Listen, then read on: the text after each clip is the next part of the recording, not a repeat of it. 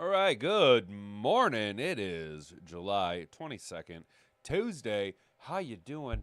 Thanks for tuning in. Thanks for telling a friend. Bye.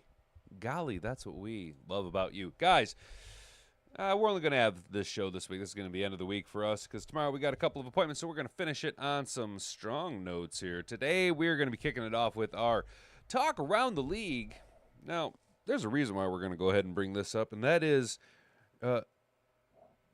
Shemar Stewart, the Bengals first-round pick, the defensive end out of Texas A&M, still not under contract.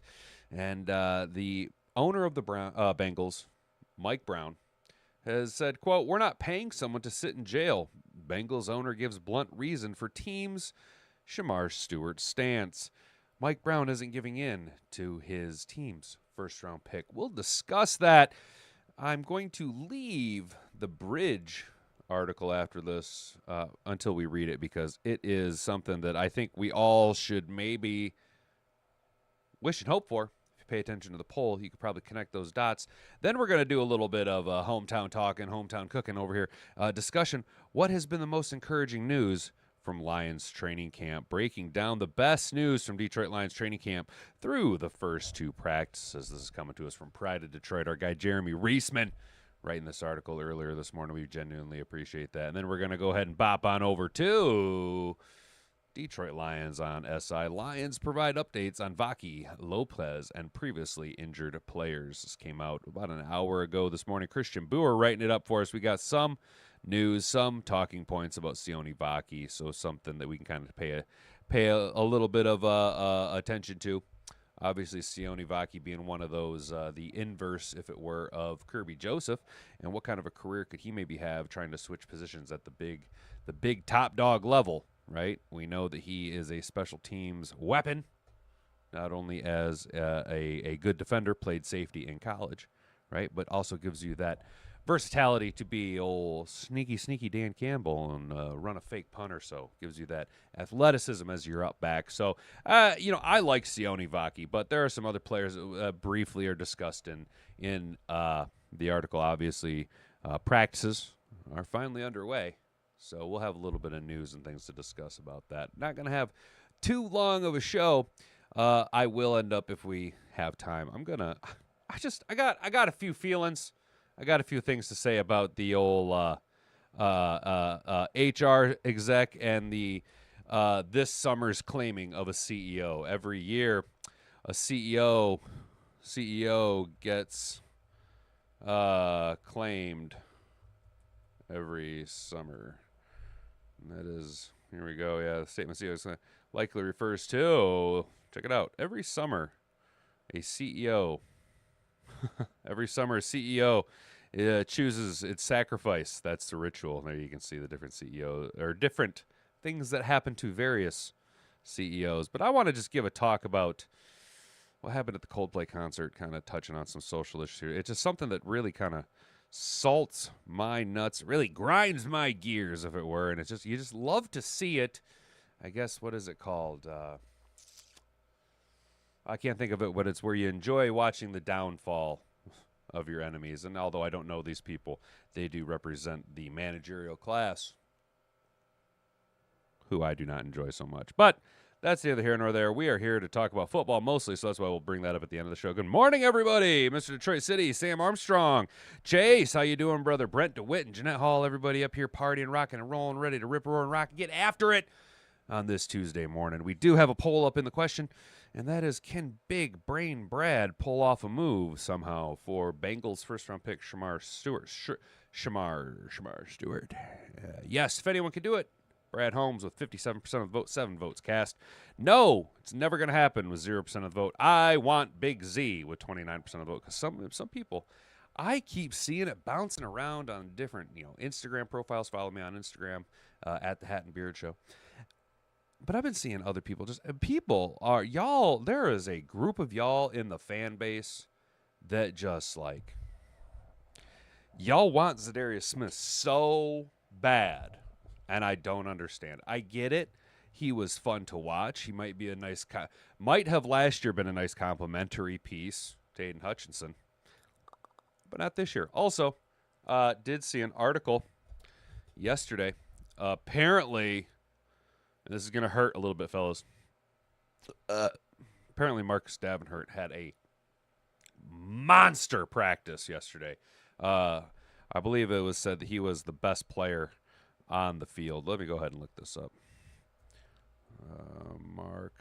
Marcus Davenport. Yeah, Tim 20Man wrote about him the other day. Oh, wait, no, it wasn't Tim 20Man, but playing across one on the duos look good. I'm in Detroit. So, anyway, Marcus Davenport's been looking fucking phenomenal in practice, apparently. So, sorry about the unprofessionalism here, guys. But then the last option in the poll is I want AOC's tatas on my head. I like that option. 14% of you have cast a smart vote for placing AOC's tatas, boop, gently upon my head. If we can get this channel up to 1,000 subscribers, this video gets 100 likes, I will tweet at AOC to place her tatas upon my head. Yes, sir. All right, guys. If you haven't already, like the video, subscribe, comment, turn the notification bell on, share it around. It's the best thing you can do to get our content out there. You got to share this video around, copy it down on your clipboard below. Go ahead, do that 2, 3, 4 times. It doesn't really matter. The algorithm appreciates it, and you don't actually have to share it with anybody. However, we are getting closer to 700 subscribers, guys. And next week's the big week, boys. Next week. Oh, boys. Next week. Time to put our big boy shitting pants on. Next week, we're going 5 days a week. That's right. We're going to be in your face Monday through Friday. 10 a.m. to 11 a.m. here at youtube.com. Maybe I'll start dual streaming over at Twitch or something, too. You never know. Maybe I'll just get froggy and do something wild like that. But, hey, Kerry Simtich, morning, brother. Good to see you in the chat. If you guys haven't already, would you kindly just do all the things? Let's just get into the show. It'd be a lot cooler if you did. All right, fellas. Let's get this Marcus Davenport story out of here. The lead off over at CBS Sports. You guys know when I'm reading CBS Sports because I can't make it fit in the screen. Maybe I'll work on that here in the next couple days. Got the next few days off. Remember, we're off the rest of the week. Maybe we'll try and do some tweaking here, but we're not paying someone to sit in jail. Bengals owner gives blunt reason for team's Shemar Stewart stance. Cincinnati, in less than 3 weeks, Cincinnati Bengals owner Mike Brown will be turning just a spring chicken, 90 years old. But don't let his age fool you kind of hard. I don't have much faith in a 90-year-old man making executive decisions. I'm just saying. I'm just being honest. Let's be real. I mean, the things have probably passed the guy by. And not for nothing, but the Bengals facility, the way they handle their players, the way they just strive for mediocrity. Maybe it's a top-down effect. Look what the effect Sheila had on the Detroit Lions organization. Brown still has his hands firmly on the pulse of the organization. Although he rarely speaks to media, he always does at least one interview every year. And that came Monday during the team's local media day, because then they have to put him back on ice. Brown clearly knew he was going to get asked about the team's bitter contract dispute with first-round pick Shemar Stewart. And when that question came, the Bengals owner was ready. He explained why the team is pushing so hard to change the language in Stewart's rookie contract. The rookie deals now slotted. Both sides know that Stewart will be signing a 4-year, $18.969 very nice $969 million deal once it gets done. So this isn't about money. It's all about the language in the contract. Stewart wants his fully guaranteed contract to be fully guaranteed, which means as soon as he is signed, he'll be entitled to the full $18.97 million over the course of his 4-year contract. On the other hand, the Bengals want the ability to void some of those guarantees if Stewart should violate any NFL policies that might require a suspension or if he breaks the law. As Brown succinctly put it, he doesn't want to be paying someone who's sitting in jail. I don't blame him. Maybe do better. If that's something that you're really concerned about, maybe do better at drafting players or give them Don't give them the avenues to fail. Maybe you have to do the old, was it Des Bryant had to have a babysitter in Dallas? Am I correct, Chad? Am I right on that? One beard versus 100 tatas. That's awesome. That's awesome, Mr. Detroit City. Wasn't it Des Bryant had to have a babysitter in Dallas for a while? Maybe you just got to assign a babysitter. You know what I'm saying? If you're really worried about your player getting in trouble, maybe you need to protect your own investment in that situation. Quote, his agent wants it to be so that if he acted in a terrible fashion, this is all hypothetical, something that rises to the level of going to prison, Henry Ruggs, that he would be on the line for guarantees for the future's deal that hasn't been paid. And our position is no. If that happens, we're not going to be. We're not going to be paying someone who's sitting in jail.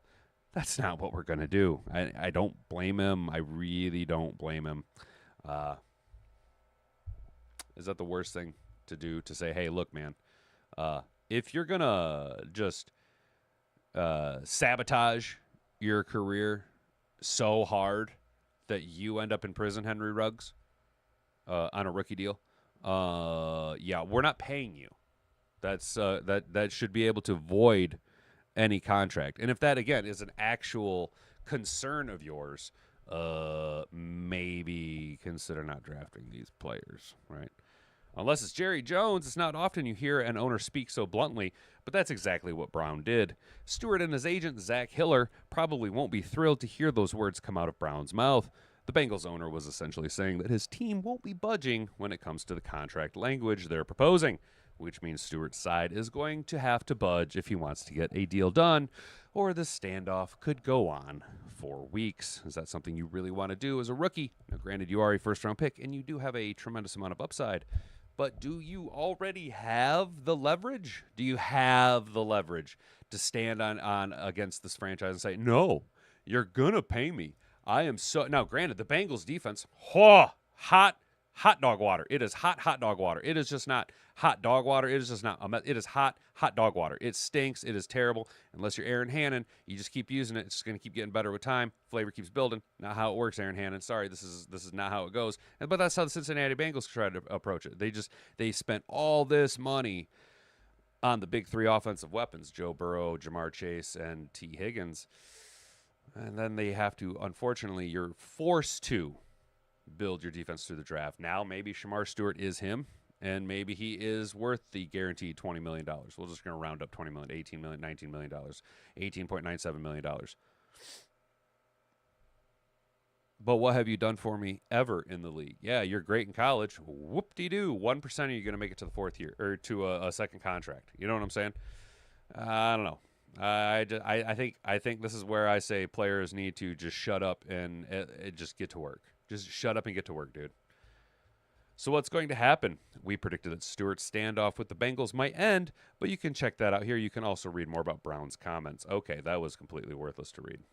All right, so real quick, I do want to point out that apparently, though, now I sit here and I bash Shemar Stewart for the hypothetical personality issues that could be off this field problems. It was kind of speculated that the Lions were trying to wheel and deal with the Cincinnati Bengals to try and get up for Shemar Stewart, right? Now, because of that, if that is a possibility, does that mean that there could be a possibility that the Lions have an outside-of-the-box opportunity to trade for a player that they wanted in the 2025 NFL Draft? Could Brad Holmes somehow figure out a way? Maybe Brad Holmes, maybe Brad Holmes is a time traveler, and he hopped out of his DeLorean down in Allen Park, and he's like, look, I already know what's going to happen. The flux capacitor in me jumped ahead 6 months. I already know what's going to get on and get going. I'm not going to re-sign Big Z, going to let everybody slide because I am going to wheel and deal to bring in the guy we wanted in the first round, Shemar Stewart. This coming to us from A2Z Sports. Ahead of the 2025 NFL Draft, the Detroit Lions had a lot of players out for their top 30 visits. One of the big ones was Texas A&M edge rusher Shemar Stewart. He was one of the first 30 visits the Lions had. After the draft, Detroit Lions GM Brad Holmes talked about how the Lions tried multiple times to trade up in the draft for an edge rusher, but they could not find any partners willing to do the deal. Quote, I don't need to get into specifics, but there were times we made attempts to get one and, just they got picked before. You couldn't get up. It takes two to trade. Remember that quote? He did say we tried to find us a dancing partner. Appreciate it, Carrie. Smash that like button, guys. Really do appreciate that, fellas. It was my hunch at the time that Stewart was the guy the Lions were trying to trade up to get for multiple reasons. He was the only edge rusher the Lions had in for a visit to who got picked out of their range, and Stewart was picked in the range in which there were no trades for quite some time. Now, here we are, months later, and getting Stewart to Detroit is still a possibility if the Bengals, who are a notably stubborn team, are willing to do business. Speaking of stubbornness, if you haven't been paying attention to what's happening with the Cincinnati Bengals and Shemar Stewart, they're trying to hamstring him, according to what they say here. They want to sign him to an unprecedented deal that would allow the Bengals to void all future guarantees if Stewart were to have some off-the-field issues. The problem is that Stewart has had no issues regarding off-field issues. He's not been arrested or suspended or anything. Because of the dispute, Stewart left the Bengals minicamp early, and there have been concerns in Cincinnati that he may not show up to training camp. There have been other concerns that he might forego this season with the Bengals and try to return to Texas A&M since he's been training there. But those concerns have since cooled down. So here's where the Lions can come in and try to solve all of this by making a deal with the Bengals to get the edge rusher to Detroit. Here's the proposal they could make. Had to hit the oil can before we read this. The Lions could get Shemar Stewart. In exchange, the Bengals would get our 2026 first-round pick. I mean, if you're not going to get any production out of him this year, if he's threatening to sit out the entire year, what do you got to lose? You're already going to... It costs you nothing because you're already losing out on that first-round pick. That first-round pick in 2025, if he sits out this entire year, if he just sits out, says, I'm not going to do it. So it's a burn pick. It costs nothing. You get nothing gained from that. You might as well trade him out to a team that wants him. And if we're willing, would you be willing to exchange a first-round pick for Shemar Stewart? I'd be willing to exchange next year's first-round pick for Shemar Stewart. The 32nd overall pick in the draft, 150%. The Lion King, Stewart, and Trey. What's up, Lion King? Oh, what's up, dude? I'm sorry. New here, dude. That's what's going on. I'm not a Stewart fan because of the college tape, 27% missed tackle rate, and not many pass rush tools in his belt. I saw a 2-year project that won the Underwear Olympics. Hey, you know what, Brent? He was kind of a combine workout phenom, wasn't he? And Texas A&M, they had like a pretty solid rotationary defensive line of good athletes, but not a lot of flash and pizzazz, right? Yes, the Lions would have to give up a first-round pick, but what they would get back is essentially a second first-round pick this year, that they also get a player who is expected to be very good pro Rudge Escher with room to get even better. They get their man opposite Aiden Hutchinson, and that's huge. Brent, you're not wrong, though, and now I'm starting to cool on that one.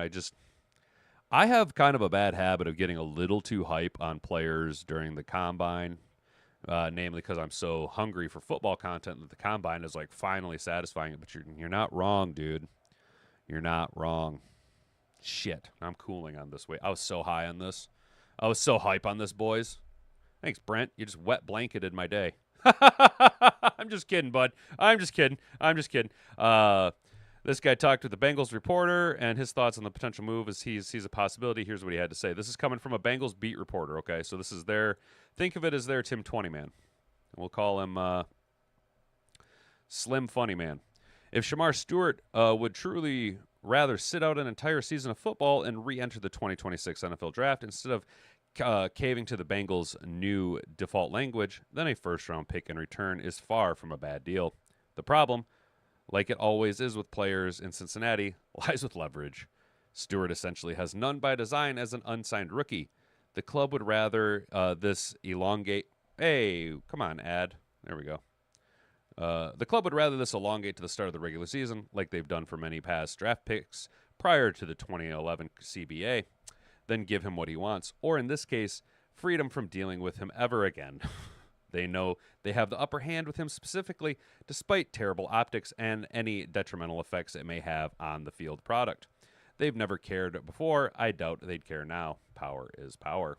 Yep, the Bengals do not give a shit. They're going to do what they want to do. Like we mentioned earlier, the Bengals are always going to get it their way, get it their own way, and whether and they Jesus Christ. And they're what would hold this deal up. And they're also the reason why the Lions never really had a shot with Trey Hendrickson. But the fact that they did allow Hendrickson to seek a trade, something they almost never do, shows that the Bengals might be more open to at least hearing offers for Stewart. If that's the case, the Lions should be in the ones talking for them. I would love it. I would love it simply because it would oh my God, I can't believe I'm going to say this. I would love it just because it would shut people up on the Zadarius Smith nonsense. Oh my gosh. Oh my God. Oh my gosh. If you're that good athletic, then why the hell would you hold out then? Yeah, dude, I agree, Sam Armstrong. If you're that good, that athletic, and you have nothing to worry about if you do have this clean record, if you pass all the psyche values, maybe that could be a big thing. Maybe he's failing the psyche vals. You know what I'm saying? Maybe he shows signs of personality disorders that were previously undiagnosed, and it is a concern for the Cincinnati Bengals when they see what happens with wackadoos that get hit in the head a couple too many 3 times. You know what I'm saying? Maybe they're onto something. And like you say, Sam, if you're that good, what do you have to worry about? If you're that good, maybe you should be holding out for more incentive, saying, "Oh no, I'm 20 sacks, give me an extra $5 million. I'm going to nail 20 sacks my first 4 years every year. Every single year, I'm a 20 sack guy. I'm walking out of my first year, my first contract with 80 career sacks." Then you can maybe argue. But if you're just like, nah, I want a fully guaranteed deal. Now, I'm going to be real. I'm going to be 100% real. These rookie fully guaranteed contracts are bananas. That's bananas. What have you done for me lately? What have you done for me ever? You got to prove yourself, dude. Raw Bit says, nah, it's on the Bengals. Why no other teams has this clauses in their contracts? Yeah, good morning, Raw. Never seen you here before. Welcome. Hope you appreciate what's going on here, dude. Appreciate you engaging in the chat. All the Ohio teams suck. The Bengals are going to keep bungling. I don't understand, dude. I don't understand. I guess I need more information on Shemar Stewart. Is he a wackaloon? Because in here they say he's got no prior off-the-field issues. You know what I'm saying? But what are the Bengals seeing that we're not seeing? You know? Now, the other question is this a timeline thing? Is it them still trying to work a deal with Trey Hendrickson? So many days, is there a date line that indicates certain bonuses that are triggered or whatnot? Are the Bengals in such salary cap hell that they're struggling? Bengals salary cap.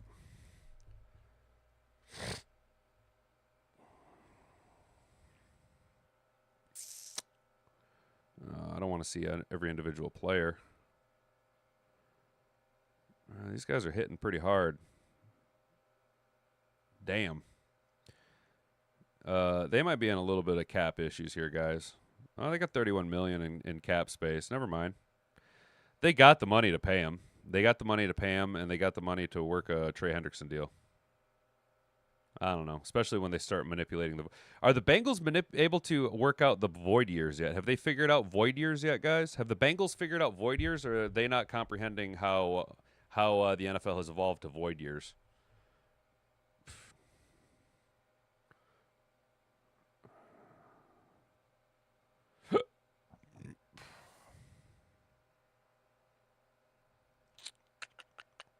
Hell, even Joe Burrow doesn't have a fully guaranteed contract. He's only got 53% of his contract guaranteed. Jamar Chase only has 45%. And T. Higgins only has 26% of his contract guaranteed. I don't see what the problem is here. They should have the money, but I don't understand why dipshit Magoo thinks that Shemar Stewart thinks that he's worth a fully guaranteed contract. I don't buy it. I'm not into it. I'm not playing that game. Shemar Stewart's being a dipshit. Sign your contract and get into camp. Sign your contract and get into camp. Sign your contract and get into camp, son. It's pretty simple. Sign your contract and get into camp. Appreciate all you guys hanging out in the chat. Make sure you hit up the poll. Can Big Brain Brad pull off a move for Shemar Stewart? That is the question. We got 10 votes. 50% of you saying yes. If anyone can do it, it's Brad Holmes. I do agree with that statement. If there is one GM in the league who can figure out a way to wheel and deal, one of maybe 3 guys, Brad Holmes is at the top, tippity top of that list. No, never going to happen. 10% of you say no, it's never going to happen. One person coming in hot and heavy, and I don't disagree with you. I don't think there's any wrong answers here. I don't agree with the Big Z thing. 20% of you say, yeah, I want Big Z. Everybody wants Big Z. Everybody's still high on Big Z. I get it. It's like watching Rasheed Wallace. You know what I'm saying? It's fun to watch, but what have you really done for me? And then 20% of you coming in heavy with the correct answer, and I want AOC's tatas on my head. Excellent. Mr. Detroit City, how'd I know that you're the tatas vote, dude? I knew it was going to be you, brother. As soon as I put that up, I was like, oh, it's going to be Mr. Detroit City is going to vote for the tatas. Problem is the Bengals are cheap. Brent, you're not wrong. The Bengals are cheap. And like I've said time and time again, they're like the Jags, you know what I'm saying? They're like the Dolphins. They're like the Saints. They love to just high watermark mediocrity. 2 games over 500. Woohoo! Yes, Zach Taylor gets to keep his job. You know what I'm saying? Like, come on, guys. Come on. The Bengals are F-U-C-T fucked. You know what I'm saying? Just year in and year out, they're fucked. They got talent, but Joe Burrow, you know, I remember saying, now granted, Joe Burrow has been to a Super Bowl, and the Bengals have won postseason, or had postseason success in the Joe Burrow era. But Joe Burrow, I just feel like, is Matt Stafford 2.0. You know what I mean? He's going to have all these stats, all these accolades, but never going to be able to win at the game and the big game until he goes someplace else. You know what I'm saying? Like, not only that, but they kind of look the same. They kind of have the same throwing mechanics. They just remind me a lot of each other. But luckily, we're not Bengals fans here at the Hat and Beard Show. We're going to talk about our team here, Pride of Detroit. If you haven't already, subscribe to the channel. Ring that notification bell so that you can be notified next week when we go 5 days a week, Monday through Friday. We're talking 5 hours of content, bud. I'm going to take look, even if you don't watch it live, I got you 1 hour a day of work. That means only 7 hours of your work day. Do you have to listen to nonsense? You deduct a half-hour lunch. Maybe you get a half hour between 2 breaks every day. Look, once you pile in the Hat and Beard Show on your work day and your breaks and lunches, you're looking at 6 hours of work to slog through, right? I'm just here to try and help you out here. Appreciate all you guys down in the chat, keeping everything rocking and rolling, guys. Assault that like button. Hit it with the old 2 piece and a biscuit on your way down to share this video around. It's the only way we're going to get this channel to continue growing is you guys doing all the heavy lifting. Appreciate all of it. But over here at Pride of Detroit, coming to us from our guy Jeremy Reisman, what has been the most encouraging news from Lions training camp? We're only 2 days into Lions training camp, so any sort of big sweeping reactions should be ignored. At this point, the players are still shaking off rust, coaches are starting to get a feel for working together and managing practice, and the pads aren't even on yet. So as we discuss today's question of the day, keep all of that in mind. Still, it does feel like there have been a wave of information about the 2025 Lions already in the 2 short sessions. We learned more about the team's intentions on the offensive line. We received some tough injury news, and some players are already starting to shine. For now, let's focus on the positive. Today's question of the day is, what has been the most encouraging news from Lions training camp through 2 practices?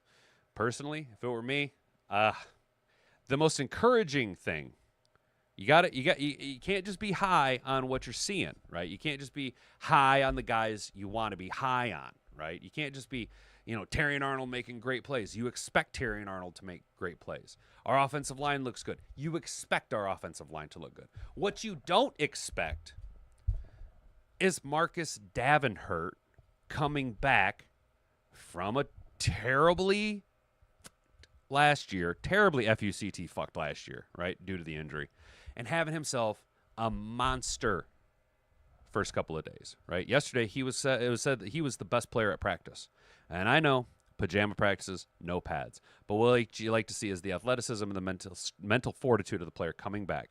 We've heard the coaches talking about how great he looks, how strong he looks. The coaches are high on him as long as he can stay healthy. As long as he can stay healthy, we don't need to discuss defensive ends being brought in. We don't Zadarius who? Shemar who?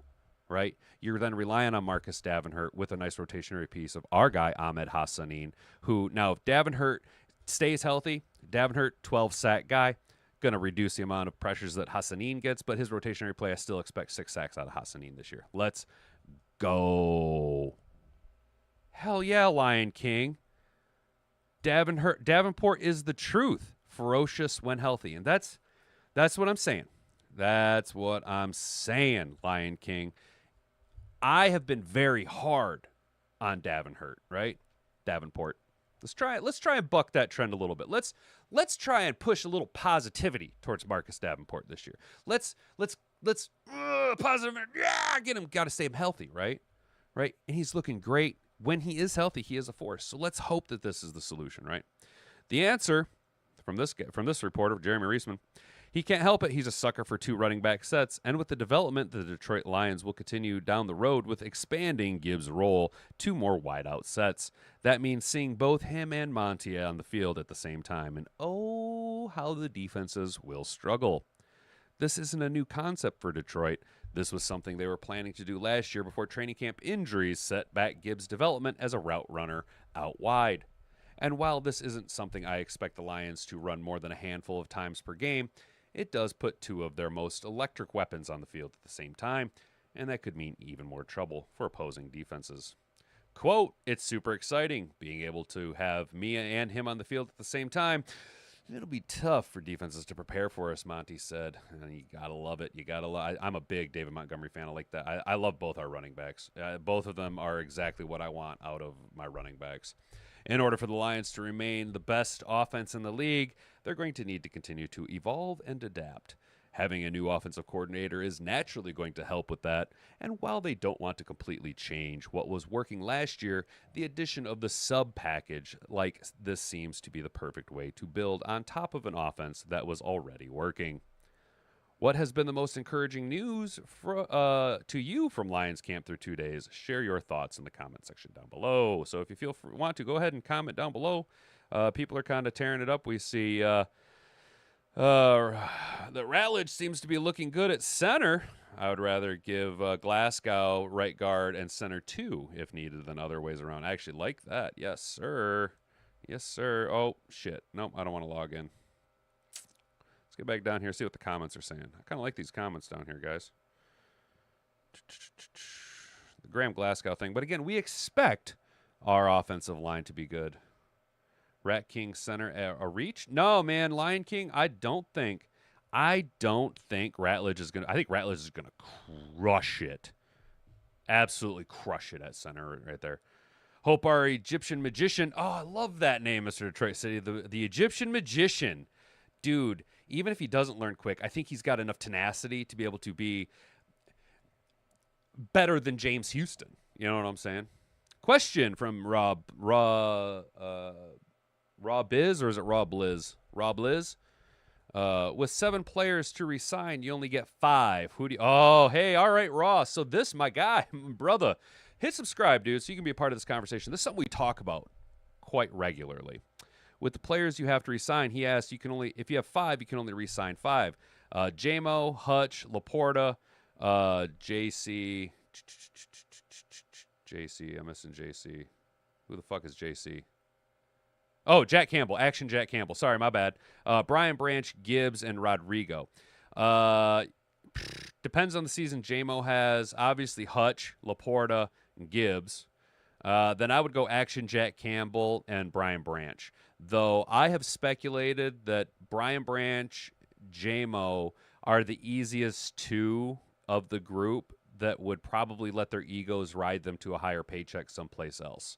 Do I want that to happen? No, but if it came down to the 2 of JMO or Branch, I'm much more willing to let Jameson Williams go for greener pastures elsewhere, especially because I think Isaac Tesla is going to be a sneaky productive wide receiver, all of the upside of a potential Cooper Kupp in the league. So although Jameson Williams is electric, I've said for about a year now, Jameson Williams is the biggest luxury in the NFL. The Detroit Lions have the biggest luxury piece in the NFL, and that is Jameson Williams. Glasgow was miserable at left guard, and he's noticeably happier at right guard. Well, Sam, I agree with you. He was dog shit at left guard. Played like fucking ass, dude. And now, why did he play so much better at right guard? When you have a future Hall of Famer playing next to you, he covers up a lot of your shitbag play. There will be more pressure on him, though, regardless of the guard spot that he plays in, because you're going to be missing your all-pro, all-world, everything Frank Ragnow, and he's going to have to help Ratledge a little bit during the development. You know what I'm saying? Because he has the experience at both guard and center, he'll be able to identify things maybe a little bit quicker than Ratledge. I don't know. This is just me speculating, right? But I think the best solution is obviously left to right. Decker's your left tackle, right? Left guard, you're going to plug in Christian Mahogany, right? At least in my book, I like Mahogany. I like what I seen out of him last year. I want to see the development continue. I'm not saying he is him. I'm just saying that where he left off last year was good enough to continue ascending to a high level of play, especially playing next to a Taylor Decker. Decker good enough to help cover up some shortcomings of Christian Mahogany. Also, if you move him from right to left, that gives Jared Goff the ability to roll to his strong side if protection breaks down on the left-hand side of the line. And then he rolls into his all-world right-hand side of the right tackle, Penei Sewell, then Graham Glasgow at the right guard, and then Tater Ratledge, the Michigan Motor City Mullet, holding down the middle of the line as your signal caller at the center. Morning, Frank the Tank Eastside. What's up, brother? How's it going? I respect your reasoning, and you actually explain. Oh, thank you, Raw. Thanks, bro. Honestly, man, some of these things I've thought about. A lot of it, though, dude, you're just getting like flow of consciousness as it's spewing, dude. But yeah, those are the names, those guys that you've brought up. I've never really brought up Malcolm Rodriguez. Simply, I think that he's going to be a guy who, when it comes time to re-sign, will re-sign, and he'll probably take a real team-friendly deal. He's beloved by the fandom. Brad Holmes gave him a shot. I honestly think that Malcolm Rodriguez will be the guy to usurp the will side linebacker from Alex Anzalone and Zach Cunningham come next year. I think Malcolm Rodriguez is the future of that position for the Detroit Lions, and I think with a healthy linebacker core of Malcolm Rodriguez, Derek Barnes, and Action Jack Campbell, you have three of the better young linebackers in the NFL. I also firmly believe, and I continue to hang my hat and my beard on, that Action Jack Campbell is the second coming of Brian Urlacher in the NFL. I think he's going to be the best middle linebacker for the next 4 to 6 years. I think the guy's going to be electric. I think this year you're going to see him take that step in coverage. He's going to be similar to what he was his senior year at Iowa, anywhere from 3 to 6 INTs. Jack Campbell is going to finally lock in and be that guy. He might even take the captain's spot away from Alex Anzalone on the defense. That's just my feelings on it. I think that this year our defense is going to be so electric. There's going to be so much hype and energy with our defense, with the return of Aiden Hutchinson, with the additions that we made in the secondary, with Terrion Arnold taking that big step forward, finally, no longer playing sticky hands and getting called for PIs, but actually playing sticky hands and getting INTs. This is something I firmly believe, and that is 2 games this year when the Detroit Lions face off against the Chicago Bears. Jared Goff will start at corner for the Detroit Lions against the Chicago Bears, and he will have 3 pick sixes in both games against the Chicago Bears. His 6th and final pick 6 against the Chicago Bears, Jared Goff will pick off Caleb Williams in the back of the end zone, and Jared Goff will run it back the entire length of the field, setting an NFL record for the longest interception return. When you pile on him throwing 60 touchdowns and no interceptions, he'll have a turnover ratio of -6. Let's go! JMO is a unicorn, is more than just speed. Yes, Raw, you're correct, my dude. I'm loving what you're saying. JMO came in the league as a speedy freak. From what I've seen in pajama practices early on, Jamison Williams has gotten bigger. His head has gotten more clear, and his route running is so crispy. His cuts are so good. And the what you said right there, dude, I gotta pull this up on OSB. His blocking downfield is extremely underrated. I agree with you. If you pay attention to nearly every long run the Detroit Lions had on offense, Jamison Williams is breaking the running back free with his insane downfield blocking. You are completely correct in that. He is a honorary offensive lineman when he gets moving downfield. Admittedly, Jamison Williams is one of the better downfield blockers, and time again, pay attention. He's the guy springing the running backs by getting on the secondary and allowing our shifty running backs to cut, put their foot in the ground, and work their way up the field. You know what I'm saying? Frank retirement questions. How many have rethought leaving? Frank might get booed, bored, foot or not. I was wondering about that. You know, I actually was kind of wondering that myself, Lion King, and that was, what do you think the odds are? Hypothetically speaking, I don't want the bad juju to happen here, fellas, but what if there is an injury during camp to our offensive line? What do you think the possibility would be then of Frank Ragnow maybe unretiring for one more year? Just you know, putting his boots on for one more go. You know, saddle up, Seabiscuit. We're gonna do it, and then we win the Super Bowl. You know what I'm saying? How awesome would that be? How awesome would that be? Manu and Ahmed getting after it when pads come on. It was reported they're going to fight. Oh no shit, dude. That'd be a scrap. The Egyptian magician and the Canadian Yeti, It's not Manu Ginobili. I always call him Manu Ginobili. Giovanni Manu, dude. I consistently forget about Giovanni Manu. Weren't we going to work him out at guard this year? Wasn't that kind of the plan? Was we were going to try and give him a crack at guard, see how he handled it? A little big to be playing guard, but if you're going to get the man reps, and if he really is all that in a bag of potato chippers, then let's giggity go, fellas.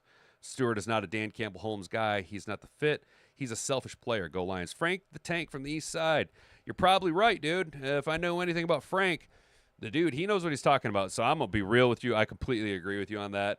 Just based on what I'm seeing, that's why I didn't necessarily agree with the article we were reading where it said Shemar Stewart has no off-the-field issues. He kind of seems a little diva-esque. You know what I'm saying? Just a little bit already thinking he's a little bit too slick, too cool, too much. And I just, that's where I was getting kind of irritated with Tater Ratledge not signing. It's like, come on, man.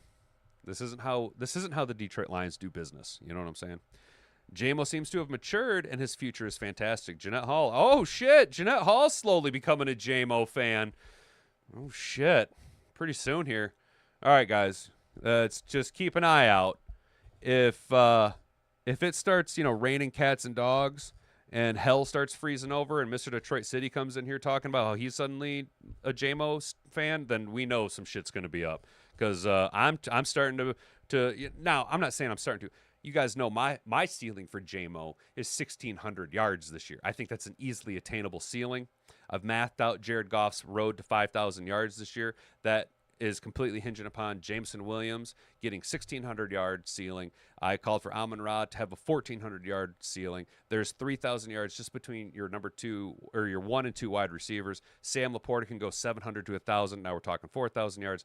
It's easy to distribute another 1,000 yards between Tesla, the running backs, Fireball Tim Patrick, any number of pass catchers. You know what I'm saying? Brock Wright could chip in a good couple 200 yards. You know what I'm saying? There's all these avenues for Jared Goff to get to 5,000 yards or more, but it is 100% hinging upon Jameson Williams taking that final step from elite talent to elite wide receiver, because you can be this top-end talent all you want, but unless you put it on the field, what good are you to me? Yeah, he had his 1,000 yards last year, more involved in like reverse game, so he did go over 1,000 yards all-purpose production, but 1,000-yard receivings, and I think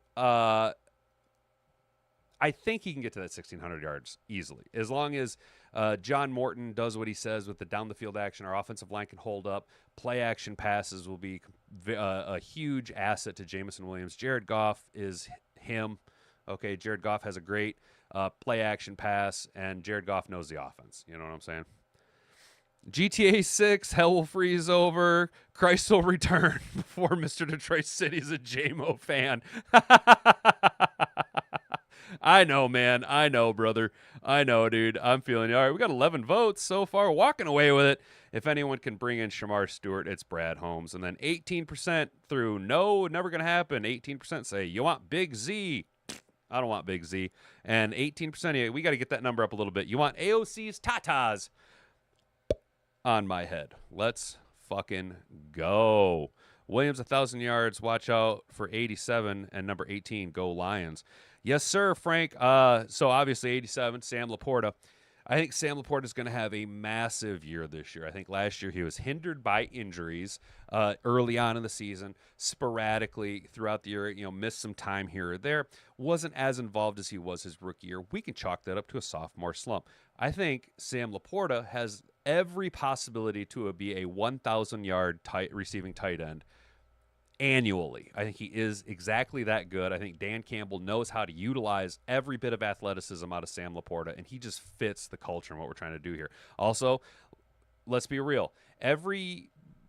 Typically when players have big life events during the offseason, Sam Laporta got married, they tend to kind of have an uptick in production the following year. It's kind of where I'm coming with Jared Goff, maybe being offensive player of the year, going for 5,000 yards. He got married, is going to be having a child. You know what I'm saying? All these things kind of trend in our way. Gibbs had 50. Oh, and also number 18, you guys, that'd be Isaac Tesla. Frank, you're right. I think Tesla I really do think he could be the next Cooper Kupp, man. I really, really, really, really, really, really think he could be the next Cooper Kupp. And I don't want to put that on him and pressure the kid, but I really think this kid has all the weapons to be the next Cooper Kupp, especially when you get him polished up by guys like Amon-Ra and J-Mo and what our offense can really do. Get the toolage that Jared Goff could give him, and let's not forget the production Jared Goff had with Cooper Kupp. You know what I'm saying? Gibbs had 52 catches, and they're using him more in the passing game. Agent Zero is going to go off. 70 catches. Woo! Damn, Sam Armstrong, 70 catches. All right, dude, if Gibbs has 70 catches, we're putting him pushing 1,000 receiving yards. He's going to have over 2,000 rushing yards. So Gibbs, dark horse candidate. If Gibbs goes 70-plus catches and maintains his rushing productivity, NFL MVP, Offensive Player of the Year, pushing for NFL MVP. The Lion King AQM is a linebacker. We have him too much at the on the line. Oh, Al-Qadim Muhammad is fast. Yeah, I thought Al-Qadim Muhammad was a defensive end, man. I didn't know we were running him out at linebacker. I thought he was more of a traditional defensive end. And what I really, my argument to people wanting to bring in Zadarius Smith is statistically, when you look at what Al-Qadim Muhammad did last year, statistically, it is identical to what Zadarius Smith did last year. So you're getting the exact same productivity with a younger player and a smaller contract. I'd like to see him in coverage. Oh, you'd like to see Kareem Muhammad drop back coverage just because he's got them long arms, dude. He's kind of a lanky guy. He's got long arms, big wingspan. You know what I'm saying? So let's get into our final story of the day here, guys. And that is coming to us from SI, Lions on SI. Just a little bit of news, injury stuff. Before, obviously, practices are underway now. Maybe we'll poke around some breaking news, see what's going on. But right now, Lions provide updates on Vaki, Lopez, and previously injured players. Lions coach Dan Campbell provided an update on the status of second-year running back Sione Vaki and defensive tackle Roy Lopez ahead of practice on Tuesday. Vaki's dealing with a hamstring injury. Son of a bitch! Another hammy? Dude, come on, guys. Hamstrings, soft tissue injuries. And training camp are going to hinder your entire productivity this year. That is the last thing you want to see, especially after we released Anthony Tyus. Hey, maybe this opens an avenue for our boy Anthony Tyus. Come on, Brad. Bring Tyus back in. Come on, let's do it. Vaki is out today, and I think Lopez is going to be down today as well. I think those two guys will be a few days here. Don't think they're major, but we'll see where they shake out. Said Dan Campbell. This season, Vaki is looking to become a bigger part of the offense. Last season, he was predominantly a special teams contributor with 6 carries for 14 yards in total. He battled the veteran Craig Reynolds for third running back spot, and Craig kind of still has that on lock. I was hoping that this year we could see Sione Vaki. As much as I like Craig Reynolds, he's not getting any younger. I think Toa Taua is going to be our fullback, which is fucking awesome. Again, the story of Toa Taua. And talk about if Toa Taua ends up working out at fullback. Talk about that Michigan Panthers to Detroit Lions pipeline, dude. If Toa Taua works out, the Panthers will be the Detroit Lions minor league team. Seriously, Jake Bates, Toa Taua. Maybe we go after a guy, Maybe we can. Maybe after the first week of training camp, The quarterback battle for the number 2 spot looks like dog water, and we bring in Bryce Perkins. That's all I'm saying. I hate hammies. They seem to linger all season, Brent. That's a problem, dude. That's the problem. Once a hamstring goes early on, when a hamstring goes any time but the regular season, it's going to be a hindrance the entire year. It's because that's where the majority of your explosivity comes from. It's where all of your hip mobility comes from. Everything through that lower end of your hamstrings. That's why I myself consistently work on. I do a lot of split leg kettlebell RDLs. I maintain a lot of flexibility in my hamstrings. Do a lot of elephant walks. You got to keep them hamstrings long, loose, and nice and strong. Otherwise, you're going to end up with a lot of issues.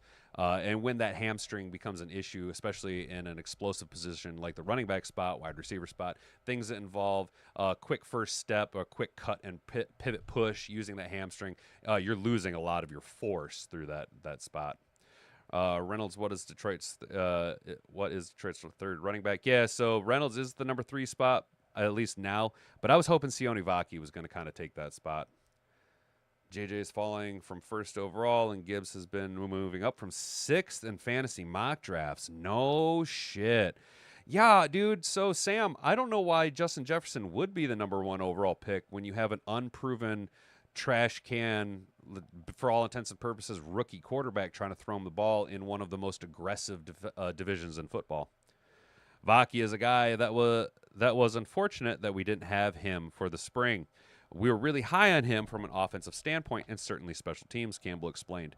He really helped us in special teams, and I feel he could do that again. Just offensively, just see what we can do with him, see if we could expand his role. We feel like just athletically-wise, size-wise, explosiveness-wise, power, there's versatility in what he can do. He might be able to play multiple roles, multiple positions, so this is kind of sets us back a little bit.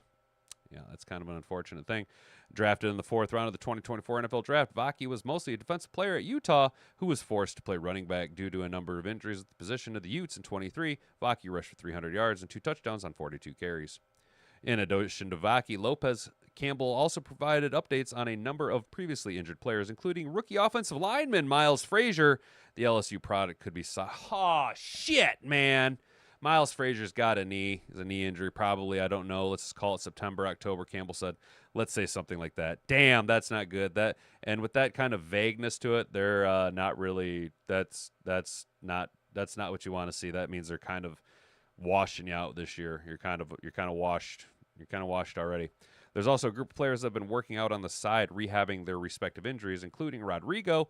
One of the group, Campbell believes Dorsey is the closest to returning with hopes of getting him back by the end of camp. So that'd be Khalil Dorsey. I would say Dorsey probably the closest. We're hoping late camp we get Dorsey back. He broke his tib fib back in December. He's doing well. His speed is there, Campbell explained. Now it's just about the transition, being able to put his foot in the ground, make the transition, all that. But he's progressing, getting better and better. Campbell believes Rodriguez could return by October, which is a good sign given that his previous update was slotting him for November. Meanwhile, defensive tackle Mekhi Wingoon is expected to return in September. So that's not good for our guy, Miles Frazier. I don't like the vagueness around September, October. Let's say something like that means it's kind of, I just don't feel like they're going to be putting a lot of eggs in his basket of development right now. Not going to be a top priority for us. I do love the news coming out about Malcolm Rodriguez and his returns expected to be in October, which means he's out ahead of it. Don't rush him because that is a huge asset for us to have. He was playing great before the injury. Malcolm Rodriguez is one of those guys that I said, once the starters started to get hurt, we still had valuable backup. I hate using the term backup, but role players, second line players. And guys like Malcolm Rodriguez could have held down our defense and maintained a higher level of play. But once the reserve players started getting dinged up, once we started dragging guys in off the street, then you just knew it was going to be bad news bears. But Malcolm Rodriguez having this quick return from injury is just absolutely electrifying, dude. That's awesome. And it's another little bit more pressure put on Alex Anzalone to put up or shut up and either get his hamstring under control or realize that his contract's going to be where his contract's going to be for the duration of the year. And he's on the wrong side of 30. You might draft the whole Lions offense. Sam, that's funny. That's awesome. No way Perkins does not have the skills for the NFL. He can run maybe at running back. Frank, you're correct. He's not the best NFL quarterback, but he does have a Super Bowl ring. He did win a Super Bowl with the Rams. I don't think that any of our quarterbacks behind Jared Goff are worth much. I was high on Hendon Hooker when we drafted him, but now I think he's just kind of not so much really developing to where we wanted him to be. Not going to be the spot that we want him to be in. So I don't know, man. I think it'd be fun. The Bryce Perkins thing is more of just a fun Michigan Panthers thing. You guys know I'm a UFL homer. So we're going to take one last look at the poll. 11 votes still. Walked away with it. Brad Holmes, 45%. He's the only one that can do it. So we're going to go ahead and end that poll. And that brings us to disregard that last post. Oh, okay. No worries, Sam. No worries, brother. You're totally good. All right, guys. So today we talked about Shemar Stewart and what the Bengals are trying to do with him. Bengals ownership is like, hey, we're not just going to guarantee a contract for this dirtbag who's going to end up in jail, possibly. There is some speculation that Stewart doesn't have any off-the-field issues because he's never had any in college, but obviously the mentality of a guy wanting a guaranteed contract without playing a single snap in the NFL is a little outlandish, especially for $20 million. We've kind of kicked around the idea of possibly the Lions making a wheel and deal for Shemar Stewart, but that would involve giving up a first-round pick. And thanks to the chat, you guys kind of tampered my expectations. Kind of see, though, where the mentality is at with the Detroit Lions, at least the beat writers and some people, because people are still questioning, what do we do? I think that ends up being Marcus Davenport as long as he stays healthy. I also think that the Egyptian magician Ahmed Hassanin is going to be a freak of nature and possibly one of those guys that everyone looks back in a couple, 2-3 years and is like, how did we let this raw talent fall to the 6th round out of Boise State? Was glad to hear that Hooker had a great practice working with the second team and he was slinging the rock. Yes, he did have a good practice, but is his development there? Because that seems to be the big hindrance is his decision-making. The only time we ever see Hendon Hooker is really in preseason where he's playing against scrubs. Doesn't make at least last year wasn't making the quickest decisions, having to rely more on his mobility, which is something that we do like about Hendon Hooker. We would like him to see, though, take that mental development, be faster in his decision making, understand defenses, diagnose things at the line of scrimmage a little bit faster. I was going to say try not to kill each other in practice, but that's dumb. Exactly. So, Sam, I had this coach my JV year of football. His name was Coach Kneckle, right? And he would always say, you practice like you play. So you have to practice. Practice doesn't make perfect. You have to practice perfect because you practice like you play. You know what I'm saying? So if you're practicing against each other, going balls to the walls, you know what I'm saying? Going balls onto the wall, then you know what I'm saying. Then you're going to play like that. You're going to play even harder because you're not playing against your teammates. If your baseline is 10% more than the other guy, then when you crank it up, you're always going to be 10% more than the other guy. You know what I'm saying? And Sam, like we say, like, dude, there is a reason why Aiden Hutchinson and Penei Sewell are so goddamn good.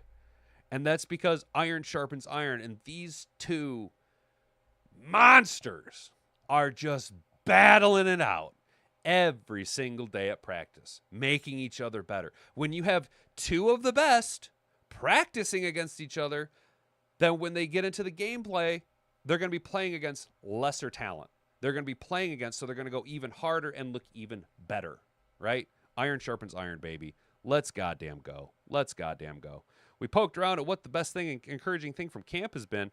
Jeremy Reisman says that it's been the development of Jahmyr Gibbs at the wide receiver spot and how we're going to possibly deploy 2-back sets with Gibbs split out wide, which if that's the route we go, it's going to make some absolutely insane matchups for our defense. And then we poked around at some Sione Vaki and some other players who were on the got a little injury, a little limited in training camp. Some of the players you don't really like to see. Obviously, the Miles Frazier thing really kind of salts my nuts a little bit. Rodrigo, though, projected a little bit earlier to return. That is absolutely beneficial. You know what I'm saying? What's up? Oh, he says, oh. What's up, Sam? Did I say something silly? All right. Well, guys, I guess that's gonna be it. We're not gonna have a show tomorrow. As you guys know, yesterday was Hat and Boob's birthday, and we're going for a massage tomorrow. But the only time we get an appointment was a little too early for me to be able to run the show and still make the appointment. So I'm gonna take tomorrow off, enjoy our vacation, kind of chill a little bit. Stay cool out there today or tomorrow, Thursday, Friday. It's going to get a little hot and a little rainy, fellas. So make sure you get your lawns mowed before the rain comes. Because if it's thunderstorming, remember that lightning pounds nitrogen into your grass, and nitrogen drives the bus. Not only does it force the plants to grow, but it also pushes the chlorophyll out into the leaves of the plant, giving your grass that deeper, richer, greener look. If you're driving through your neighborhood and you notice people's lawns are looking whitish or kind of brownish and it's not a drought, that's because it's nitrogen deficient. So a real easy, cheap and easy way that you can add more nitrogen to your yard if you're looking for something. I know some of you guys are probably like, I don't feel comfortable throwing granular down. Obviously, I don't want to try and do the math with the poundage per thousand. Go ahead and get yourself some Milorganite. Okay, it's an all-natural, slow release. I think it's a 330. It's essentially impossible for you to burn your lawn with it. But what that'll do is that'll give you a nice 3 months of slow feed nitrogen into your yard and help push a little bit of chlorophyll up through the leaves of the plant. So it'll give yourself a little bit more of a richer, greener look. Just something to add on to. Enjoy the vacation. Thank you, my dude. I'm going to, Sam. I'm going to enjoy it. Going to go get my hair cut today and maybe trim the beard up. Maybe we'll have something new for you guys to look at Monday morning when we go 5 days a week. So, guys, you guys need to make sure that you brush up and enjoy your time off, because next week we're going to be here Monday through Friday. And I hope to see each and every single one of you here Monday through Friday, 10 a.m. to 11 a.m. Share, comment, subscribe. Do all the things, because we are steamrolling into the start of the regular season. And remember, guys, next Thursday, we get preseason action. I know it's the Hall of Fame game, but the Lions, we get to see them. We get to see them roll out in the Hall of Fame game, guys, and we'll get to see it. So stay out of trouble. Don't do anything I wouldn't do. Keep your stick on the ice. Do all the things. Don't call for rent because it's not pay week. Or I'm sorry, don't call for bail because it's not pay week. You guys have been an attentive audience. I've been Hat and Beard. Until Monday, bonga bonga. Frig off.